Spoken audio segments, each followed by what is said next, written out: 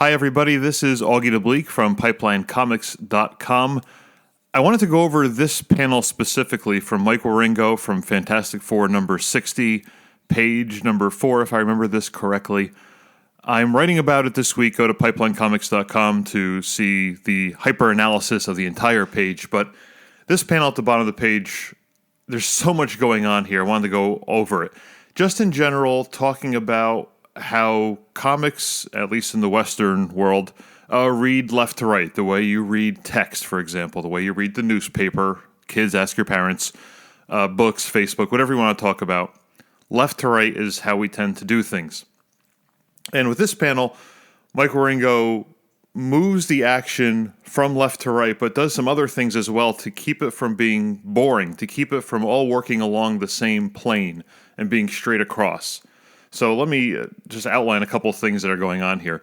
So you have the entire Fantastic Four here. You have the Invisible Woman over here. You have, Reed Richards over here. You have the Torch over there. You have Thing over here. The dialogue balloons work from left to right. The characters on the screen work from left to right as well. It's all the same kind of stuff there. Let's just bring this down a little bit. I'll keep showing you. It gets more complicated from there because the action itself, generally speaking, happens left to right. I'll show you that right there.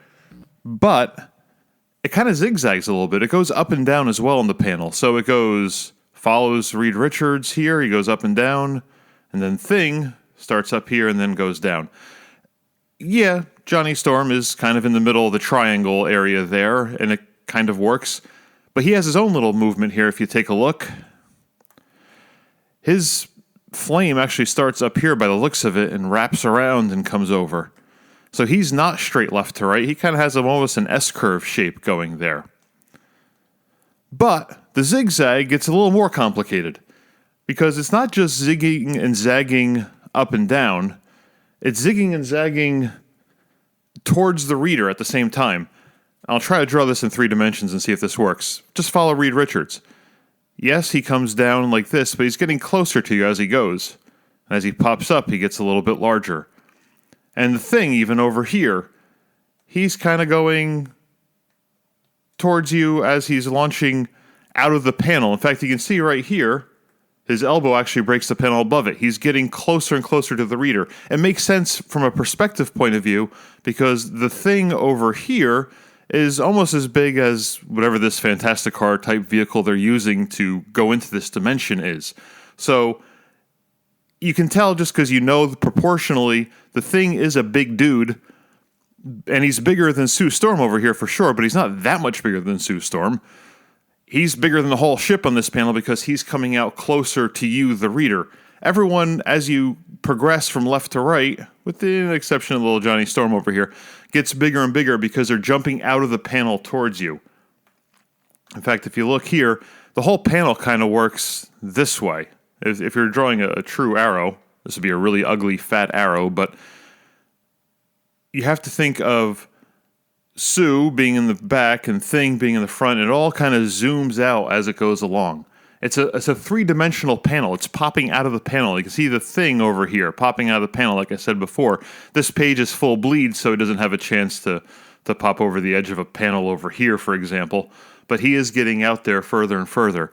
In fact, nothing is straight on in this panel either. Take a look at Reed Richards. He's looking left to right. Thing is kind of looking out of panel towards where the reader is.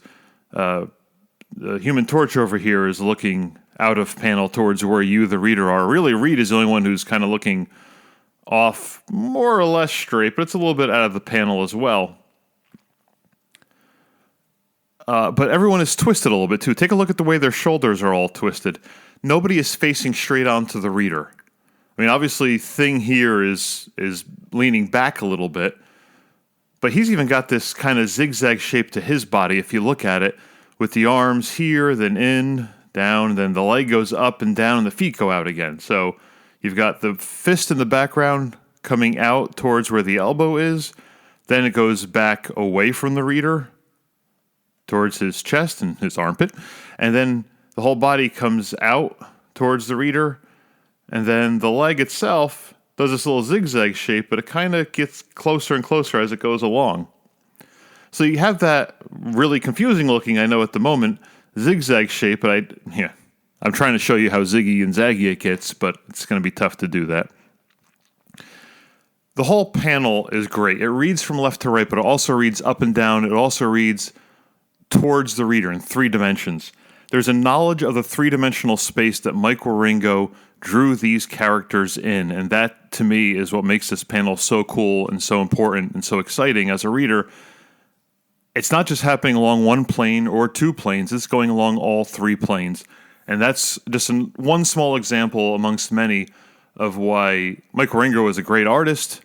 His run on Fantastic Four was really great, but I thought this panel helped encapsulate a lot of that stuff. And I wanted to show you all here in a video form where I could draw over it a little bit as best I can and show you a little bit about how great it is that works left to right.